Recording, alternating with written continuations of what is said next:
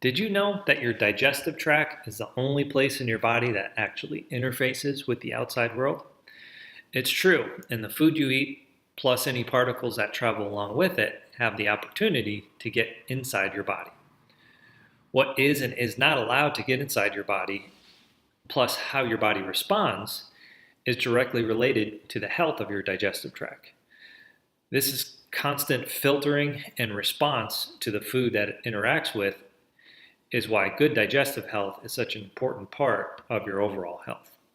Think about it. Something as simple as not washing fruit thoroughly enough or vegetable thoroughly enough could lead to a major infection. Good digestive health is also a fundamental part of our overall health, but for some reason, its merit in chronic health is often overlooked, but it really shouldn't be.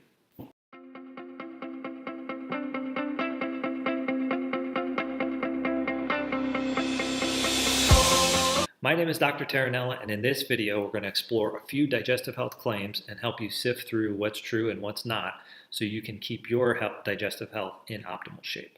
Okay, so the first claim that I wanted to look at here is whether or not digestive enzymes will, by taking digestive enzymes, will it decrease your body's output of digestive enzymes? So first, let's look at how digestive enzymes are produced, and then we'll decide whether or not this is an accurate claim. So first thing to know is that mostly digestive enzymes are produced by the pancreas, and there's some other more subtle aspects of digestion that are produced inside the digestive cells as well. But for the most part, pancreatic enzymes are the main enzymes that are produced to help our body break down food particles. And the trigger for that is, and then up higher in your stomach, acid is produced by the digestive cells.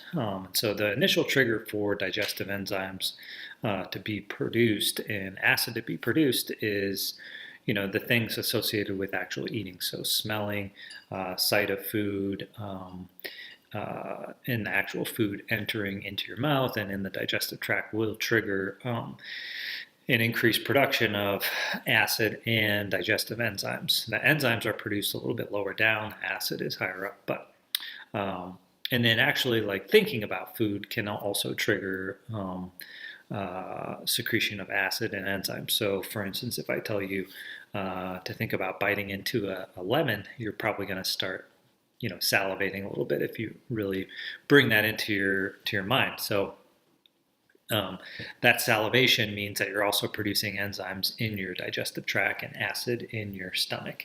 That's sort of that, there's a mechanism, more salivation, the more digestive enzymes, sort of, preheating the oven. Because these sensory triggers are there for digestive enzyme production, supplements probably have little to no effect on the endogenous production, the internal production of digestive enzymes.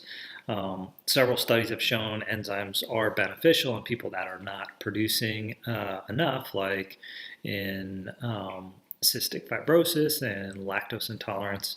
That doesn't necessarily mean that there's not, a subtle downregulation, but based on the fact that the main trigger is from sensory output, I don't think it's a huge problem to worry about. Plus, if you're, actually getting benefit from the digestive enzymes, that means you probably don't have enough production to begin with, and that benefit to you kind of outweighs the potential downregulation of your digestive enzymes sometime down the road. And so, improving your digestion by taking digestive enzymes is probably, something to do rather than worry about, am I down-regulating? If you're not getting any improvement in your digestion by taking digestive enzymes, like they're, some observable, something you can observe or some symptom improvement, then maybe it doesn't make sense to just pop them for no reason. There should be, some observable reason or a more short-term kind of reason to be taking them. Maybe a doctor's recommending it or something.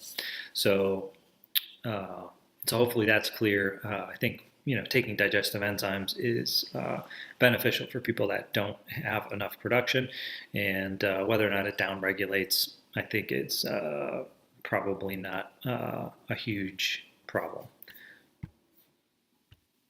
So the second claim that we want to look at here is whether or not fermented foods are going to be categorically, good for everyone across the board. So of course, fermented foods have long been associated with improvement in health because they can, they have good bacteria in them that can help with our immune function and digestive function, and they can, generally just help our overall health for most people. However, not everyone will benefit from fermented foods because some people do not have the ability to break down histamine that's really high in fermented foods. So this is usually associated with a deficiency in the DAO enzyme. And so if you have that deficiency and you're consuming copious amounts of fermented foods or other high histamine foods, you're going to have symptoms as a result of that. It's going to actually, lead to negative health consequences instead of enhancing your health. And so all fermented foods have high amounts of histamine, and it's going to tend to accumulate in your body and give corresponding problems like, of course, allergies would be an obvious one, but there are others. So I'm not going to go into too much detail on that, but that's one common reason. In addition, some people that may be immunocompromised, like, cancer or some sort of lung infection, chronic lung infections, HIV/AIDS, anything that's going to compromise your immune system. You may have low immune function naturally through some immunoglobulin deficiency, anything like that. Premature infants, certain bowel disorders. You should use a little extra caution with fermented foods.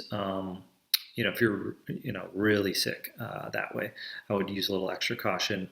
Some studies have shown possibility of creating some systemic infections and overstimulation of the immune system following fermented food consumption, specifically probiotics. And then also some probiotic brands out there have been associated with having bad bacteria in them. If you're making some fermented food at home and things like that, I think the, possibility is very, very small for people across the board. But, you should use a little extra caution if you are immunocompromised. So the next claim that I wanted to take a look at is that probiotics are going to be always good for me if I have digestive health issues. So similar to the last one, many digestive problems can be improved by probiotics and fermented foods because of the good bacteria in them. Things like Crohn's, ulcerative colitis, irritable bowel syndrome, post-infectious irritable bowel syndrome, etc. In many cases, the good bacteria in probiotics can help improve the integrity of the digestive lining, preventing bad things from getting in, improve the immune system and the whole mucosal lining and the interface between the food and your immune system. So for the most part, probiotics are going to be helpful. However, there's still uncertainty about, the dosage, the types of bacteria that are going to be most beneficial for each specific condition. Generally speaking, though, they are going to be helpful. However, there is a subset of the population that can potentially get worse from taking probiotics. And so this is because most probiotics have prebiotics in them, and prebiotics are food for the good bacteria. And so they put the prebiotics in there to help keep the probiotics viable. However, they can also feed bacteria that are in the wrong place. And so if you have that, you're going to end up with more gas and bloating. So if your main symptom you're wanting help with is gas and bloating, you may want to pump the brakes on that. Now, there's a possibility that you may still get improvement, but just keep in mind that they could make things worse. So those prebiotics can actually be, problematic for a certain subset of the population, mainly if you have SIBO, small intestinal bacterial overgrowth. And so I posted a different video regarding SIBO probiotics that you can check out if you want to learn more about that. So the fourth and final digestive health claim that I want to look at is baking soda. Taking baking soda will improve my digestion and overall health. Okay, so what is baking soda? It basically has the chemical name of sodium bicarbonate, and this chemical is very basic in nature in terms of the pH scale. This means that it will neutralize acidic things. And because healthy diets often will produce a more basic pH, many people believe that taking baking soda will improve their health in general. This is not true, especially when it comes to digestive health. And here's why. So your digestion naturally in the digestive tract higher up in the stomach is very acidic in nature naturally. And this allows your stomach to denature proteins and begin to break down food particles. If you consume sodium bicarbonate, you're basically negating the effects of what your stomach is trying to do and the acid in the overall digestive process. So this will help. Sodium bicarbonate can help if you have acid reflux and indigestion, but you have to kind of go back and ask, why do you have that to begin with? It's basically like taking Tums, or even in some cases like taking a medication to suppress your acid. There's better ways to handle that, which I'm not going to necessarily get into here, but if you're taking sodium bicarbonate because you have indigestion, it's basically like taking Tums. Now, following the stomach's acidic environment, the small intestines actually do produce some sodium bicarbonate to neutralize some of the acidic properties in the stomach, and that helps activate some of the enzymes that are present there. But if you take sodium bicarbonate, it's gonna, by the time it gets to the small intestine, it's really, all the sodium bicarbonate has been diluted by the acid, and so you're basically just watering down your digestive tract function in the stomach, and then doing nothing essentially for the rest of the digestive process further down, because your body can just produce sodium bicarbonate. So now you may ask, well, could it have some effect on the body in general, because you're reducing the amount of sodium bicarbonate that the body has to produce, and so the overall environment in the body is more basic in nature because it has that leftover sodium bicarbonate. Maybe, but it's not clear that is even all that beneficial to us. The whole thing about having a more basic pH is unclear. I mean, it's definitely clear that if you're having a more basic pH because you're following a healthy diet and living a healthy lifestyle, that is beneficial, and those people tend to have are associated with improvement in their health. But by artificially producing a basic environment, is that actually helping us? That's not clear. I wrote a blog post on this. You guys can find that on the blog if you're interested.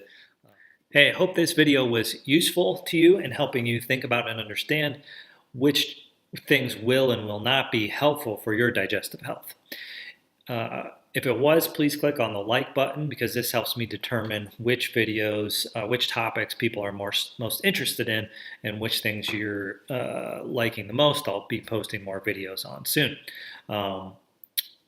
Each of these topics I could have went into more depth on, but still I hope it was useful and informative. If you do like this type of information, please subscribe to the channel. I will be posting more videos soon, and we'll see you next time.